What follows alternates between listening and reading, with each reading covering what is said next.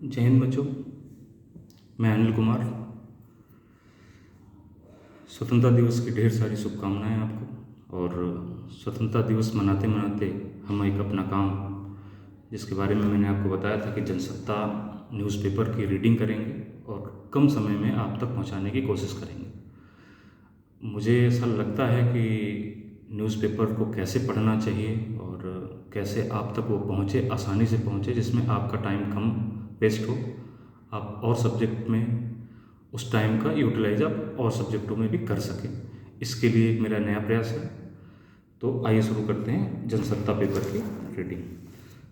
दोस्तों, जनसत्ता पेपर या कोई भी न्यूज़पेपर आपको पढ़ने से पहले सबसे पहले ये ज़रूरी है कि आपको ये पता होगा दोस्तों कि क्या आपके लिए ज़रूरी है पढ़ना, क्या नहीं ज़रूरी है। अगर ये चीज़ आपको पता है कि आपके कंपटीशन के लिए क्या ज़रूरी है और क्या नहीं ज़रूरी है, तो आपको कम टाइम लगेगा। आप अपने से भी पढ़ सकते हैं, या किसी कारणवश आप नहीं पढ़ पाते हैं, आपको और भी काम है, तो आप इस वीडियो को देख करके कम समय में आप सारी जानकारी हासिल कर सकते हैं। तो सबसे पहली जो सूचना हमें जनसत्ता पेपर में मिल रही है दोस्तों, वो है कि विभाजन विभीषिका स्मृति दिवस। तो विभाजन विभीषिका स्मृति दिवस मनाया जाएगा 14 अगस्त को। हर 14 अगस्त को दोस्तों विभाजन विभीषिका स्मृति दिवस। अब मायने रखता है कि विभाजन विभीषिका स्मृति दिवस तो मनाया जा रहा है 14 अगस्त को, बट ये किस लिए मनाया जाएगा? तो ये 14 अगस्त को बच्चों जो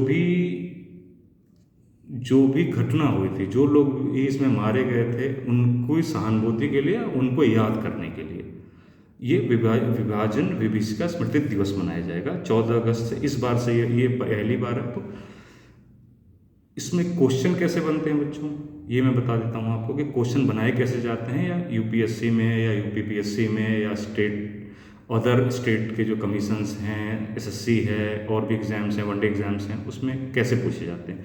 तो एक तो क्वेश्चन बच्चों सीधे सीधे पूछ लेगा कि विभाजन विभीषिका स्मृति दिवस निम्नलिखित में से किस दिन मनाया जाता है। आपने 14 अगस्त टिक किया, आगे बढ़ गए, ये आ गया आंसर।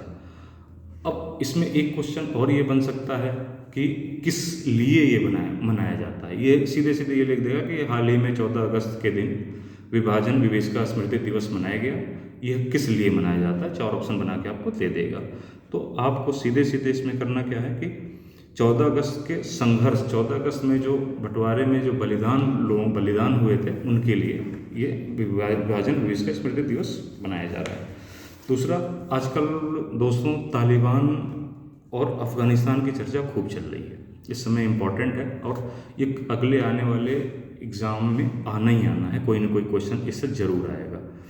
तो आप अफ़गानिस्तान के बारे में सबसे पहले जानने की जो कोशिश करेंगे, उसकी राजधानी क्या है। राजधानी है काबुल। अफ़गानिस्तान की राजधानी काबुल है। यहाँ के राष्ट्रपति हैं इस समय अशरफ गनी राष्ट्रपति हैं। और यहाँ पर जो है, इससे पहले अमेरिका के बहुत सारे आर्मी फौज के लोग थे। तब तक तो अफ़गानिस्तान में कोई समस्या नहीं आ रही थी, बट ये है कि जैसे ही अमेरिका ने अपने सैनिकों को वापस बुला लिया, तो वहाँ का आतंकवादी संगठन जो तालिबान है, वो तेज़ी के साथ राजधानी काबुल की तरफ बढ़ रहा है। और उसने बहुत सारे, लगभग आधे के आसपास, आधे से थोड़े कम प्रांतों पर उसने अपना अधिकार जमा लिया है। इससे पूरा विश्व सदमे में है और वो कोशिश कर रहा है कि कैसे इसको कर पाए। अब बच्चों, होता क्या है कि आपको ये सोचते हैं कि इससे आखिर क्या प्रभाव पड़ेगा हमें, भारत को क्या मतलब होना चाहिए इससे। भाई वो अपना समझें, लेकिन ये जो अफ़गानिस्तान है हमारा पड़ोसी देश है, तो पड़ोस में अगर कोई भी परेशानी होगी तो उससे हम आप अछूते नहीं रहेंगे, या देश अछूता नहीं रहेगा, उसका प्रभाव पड़ना ही है। कैसे करके आपको सरल भाषा में समझाने के लिए कहते हैं कि आपके घर के पड़ोस दोनों तरफ अलग अलग लोग रहते हैं। एक जो दाहिने तरफ वाला घर है, उसमें रोज़ लड़ाई होती है, कभी कभी सड़कों पे भी आ जाते हैं वो लोग। बाएं वाला घर शांत है, वहाँ आपका आना जाना भी है, घर में खाना पीना भी चलता है। तो जब बगल में आपके एक तरफ जो घर है, जहाँ पर अक्सर लड़ाइयाँ हुआ करती हैं, प्रॉब्लम्स रहती हैं, तो उसकी वजह से आपको भी परेशानी होगी। कई बार वो सड़कों पे आकर के गाली गलौज करेंगे, तो आपके अपनी फैमिलीज़ में प्रॉब्लम आएगी, बार बार परेशानी होगी। हो सकता है इसके प्रभाव में आप भी आ जाएं कभी। इसलिए हमारे पड़ोसी देशों का शांत रहना, या अच्छे संबंध होना बहुत आवश्यक है। जैसे वहीं पाकिस्तान है और भूटान है। भूटान से हमें कोई परेशानी नहीं है, अच्छे रिश्ते चल रहे हैं, लेकिन पाकिस्तान से हमें बहुत सारी परेशानियां हैं, जिसकी वजह से आए दिन बम विस्फोट और बहुत सारी चीज़ें होती रहती हैं। इसलिए हमारे जो पड़ोसी देश हैं वहाँ शांति और वहाँ से मित्रवत संबंध होना बहुत आवश्यक है। इसी परिप्रेक्ष्य में ये अफगानिस्तान का मामला इस समय बहुत तेज़ी से चल रहा है। अब आगे बच्चों क्या है कि माफ़ करेंगे, थोड़ा सा कैमरे सेट करना पड़ेगा क्योंकि प्रॉब्लम आई कैमरे को लेकर के। ठीक है, मैं एक मिनट सही कर देता हूँ दोस्तों। ठीक है, तो आगे दोस्तों क्या है, इस पेज पर आपके लिए बहुत कुछ नहीं है। नेक्स्ट पेज पे देखते हैं। ये देखिए दोस्तों, बहुत ही इम्पोर्टेंट चीज़ आई है, रामसर सूची या रामसर सम्मेलन। रामसर सम्मेलन के विषय में जानना बहुत जरूरी है। एक क्वेश्चन सभी एग्जामों में यहाँ से जरूर रहता है, कोई भी एग्ज़ाम उठा करके आप देख लेंगे, उसमें एक क्वेश्चन इस जगह से करंट में या इन्वायरमेंट के अंतर्गत या ज्योग्राफी के अंतर्गत, ये तीनों चीज़ें कवर कर देता है। इसलिए बहुत ज़्यादा रामसर सूची में 4 और भारतीय स्थल शामिल।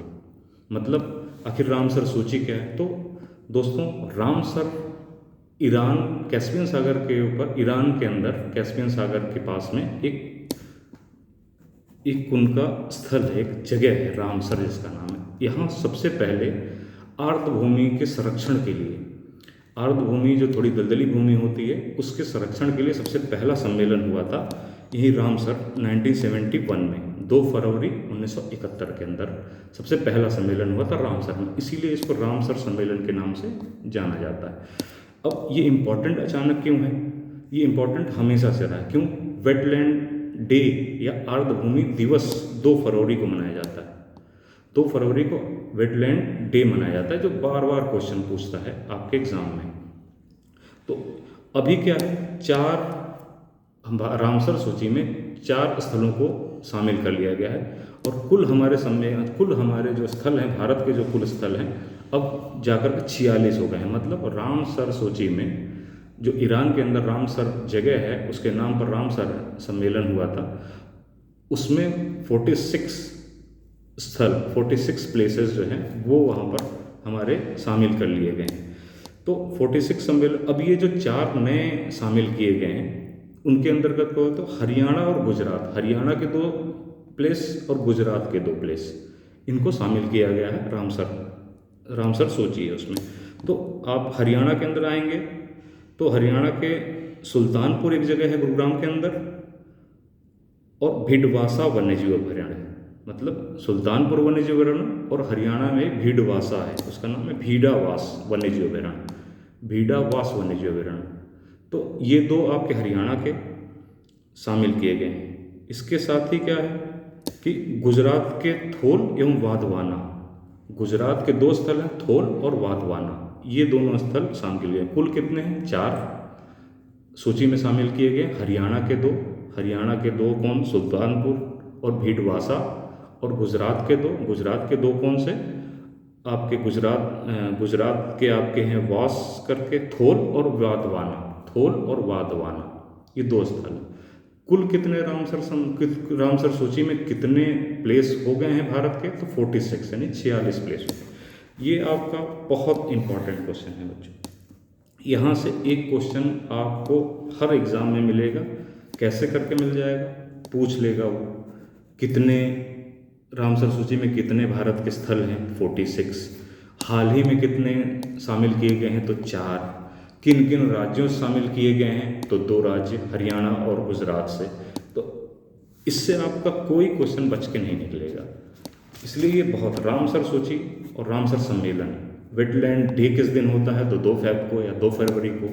इस तरीके से आपका ये चीज़ कवर होता है। इस पेज पर बच्चों आपके लिए कुछ नहीं है। अगले पेज पर अब आपको दोस्तों ये बताना मैं चाहता हूँ कि आपका टाइम कैसे बचता कैसे है। अब ये पेज है आपका, इस पेज पर है भाजपा विधायक पर हमला, मुहर्रम में जुलूस निकालने पर रोक, मां और बेटी ने खुदकुशी की, मुठभेड़ के बाद दाव बच्चा छुड़ाया, धारदार हथियार से महिला की हत्या। इससे आपको कुछ नहीं मिलने वाला, सिर्फ आपका टाइम वेस्ट होगा। इसीलिए इस चीज़ को, ये मैंने उदाहरण के लिए आपको बताया, इनको बाईपास कर देंगे हम। जो हमारे काम की चीज़ है सिर्फ हम उसको यूज़ करेंगे और आप तक पहुँचाएँगे कम समय में। मैंने इससे पहले भी दोस्तों कहा था आपको कि आर्टिकल बहुत इम्पॉर्टेंट है। अगर कोई बेहतरीन आर्टिकल हमारे आपके काम का आर्टिकल आएगा तो मैं उसको ज़रूर डिस्क्राइब करूँगा। अभी ऐसा कोई आर्टिकल नहीं आया है जिसके बारे में हम आप बात कर सकते हैं। जैसे ही आर्टिकल आएगा उसको पढ़ करके उसको समरी बना कर मैं आप तक पहुँचाऊँगा। और बच्चों, कोई ऐसा सूचना नहीं है जो हमारे आपके काम की है। मैंने अफ़गानिस्तान पे जो बात बताई, रामसर सम्मेलन के बारे में जो बताया, उसको आप बार बार देखेंगे, बार बार समझेंगे तो वहाँ से क्वेश्चन आने ही आने हैं दोस्तों। जैसे अब एक है ब्रिक्स संबंधित है। ब्रिक्स क्या है? एक ब्रिक्स जो है ब्रिक्स में 5 देशों का एक समूह है बच्चों। सिर्फ ये जानने की आवश्यकता है आपको कि ब्रिक्स में कितने देश हैं, ये क्वेश्चन आ जाता है। तो ब्रिक्स में ब्राज़ील, रूस, भारत, चीन और दक्षिण अफ्रीका, ये 4 देश ब्रिक्स के अंतर्गत आते हैं। बस ये जानने की आपको ज़रूरत है कि ब्रिक्स में कुल कितने देश हैं और ये कौन कौन से देश हैं। ब्रिक्स सम्मेलन अक्सर होता रहता है और अब क्या होता है कि अब एक एक करके होता है। जैसे क्या है कि ब्रिक्स नाम के हिसाब से अब ब्रिक्स सम्मेलन होते हैं, हमेशा याद रखिएगा। BRICS है तो ब्राज़ील का होगा तो रसिया में उसके बाद होगा, उसके बाद इंडिया का होगा, फिर साउथ अफ्रीका का होगा, ऐसे करके रिपीट होता रहेगा। अब तो आपको किसी भी ईयर का अगर पूछे वो तो आप बता सकते हैं कि पिछला किस में हुआ। अगर पिछला ब्राज़ील में हुआ है तो अगला फिर उसके रसिया में होगा। इस तरीके से सीरियल वाइज अब सम्मेलन होने लगे हैं ब्रिक्स के। कोई ऐसी सूचना नहीं है बस दोस्तों। आपको यहाँ पर भी तालिबान का एक मामला और अफ़गानिस्तान का मामला चल रहा है, जिसको हम और अच्छे तरीके से कोशिश करेंगे कि आपको आपके तक पहुँचाएँ। और अब आपका जनसत्ता पेपर समाप्त हो जाता है एक तरीके से। तो होता क्या है दोस्तों कि अब आप 10 से 12 मिनट के अंदर आप अपने आप जनसत्ता को रीड कर चुके हैं। अब आप इसको फेंक देने की ज़रूरत है, कोई आवश्यकता नहीं। जो आपने सुना है उसको चाहे तो आप बार बार सुन करके याद कर सकते हैं या नोट्स भी बना सकते हैं अपना। एक एक यही 2-2 4-4 क्वेश्चन एक महीने में जा करके एक मैगजीन का रूप ले लेते हैं और फिर आपको पढ़ने में समस्या आती है। वैसे अगर आप इसको ऐसे ही पढ़ते रहेंगे तो मैगजीन को आप एक तो पहले ही पढ़ चुके हैं, फिर 2-3 बार रिवीजन करेंगे और वो आपको कंठस्थ हो जाएगा। ठीक है दोस्तों, आज यहीं विराम देते हैं, फिर कल नए पेपर के साथ फिर से शुरुआत करेंगे। बहुत बहुत शुक्रिया।